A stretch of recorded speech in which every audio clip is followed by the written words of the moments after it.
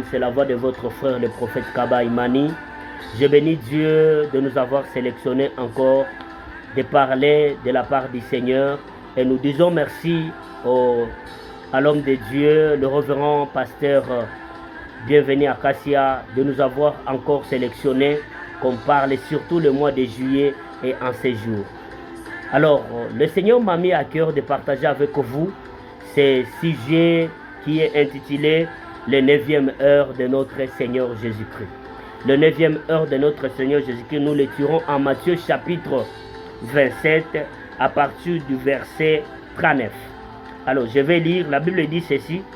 Ceux qui passaient par là l'injurièrent.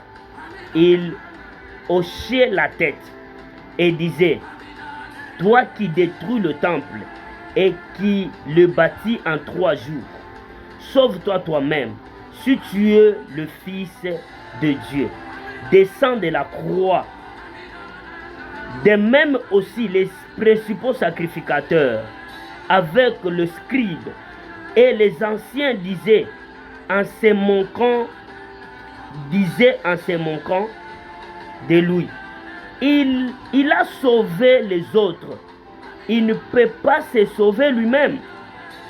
Si il est le roi d'Israël, qu'il descend maintenant de la croix et nous croirons en lui.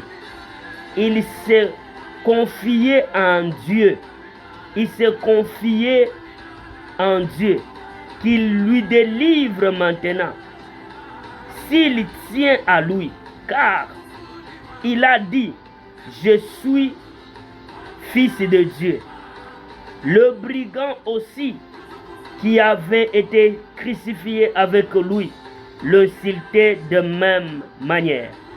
Mais depuis la 6e heure, il eut le ténèbre sur tout le pays, jusqu'à la 9e heure.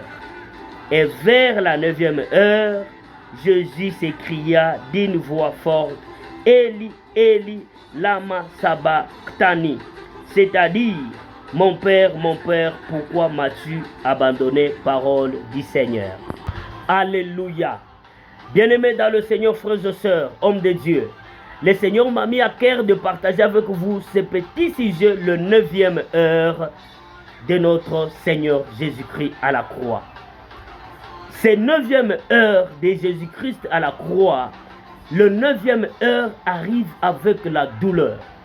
Le Seigneur m'a dit, je dois exhorter à un homme de Dieu, je dois fortifier la foi d'un homme de Dieu qui est en train de traverser des moments difficiles dans son ministère, des moments difficiles dans sa vie, des moments difficiles dans son couple, les moments difficiles dans l'église dont il est berger, dont il est pasteur. Il voit que les choses n'avancent pas. Des fois, il se demande même que si Dieu lui a abandonné.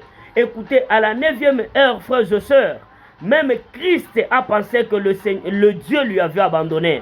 Même Christ a pensé que Dieu lui avait abandonné. Parce que la 9e heure ne vient pas seulement pour lever le boiteux. La 9e heure n'est pas seulement pour ce que Corneille peut recevoir un ange. Mais il y a aussi la 9e heure de douleur. La 9e heure de douleur. J'aimerais dire à un homme de Dieu, après la 9e heure de crucifixion, après la 9e heure de douleur, il y a la glorification, il y a la résurrection, il y a la renaissance, il y a la restauration. Je suis en train de parler à un homme de Dieu. Pendant ce quelques minutes, Dieu m'envoie pour te dire, toi qui traverses des moments difficiles, tu es à la 9e heure. Bien sûr, tu as passé, les gens t'injurient, les gens t'insultent, tu passes par le jugement des hommes. J'aimerais te dire, c'est le 9e heure seulement. Après le 9e heure, tu seras enseveli. Après être enseveli, tu seras glorifié. C'est pourquoi Philippiens dit ceci. Dieu l'a souverainement élevé, lui a donné un nom au-dessus de tout nom. C'est lui qui passe des moments difficiles à la 9e heure. Alors quand tu cherches à abandonner, Dieu est avec toi. Dieu est avec toi, homme de Dieu. Je suis en train de te fortifier, femme de Dieu. Le Seigneur est avec toi. N'abandonne pas, ne lâche pas, n'abandonne pas le ministère. Dieu est avec toi. Que le Seigneur vous bénisse. Que Dieu soit avec vous. Amen.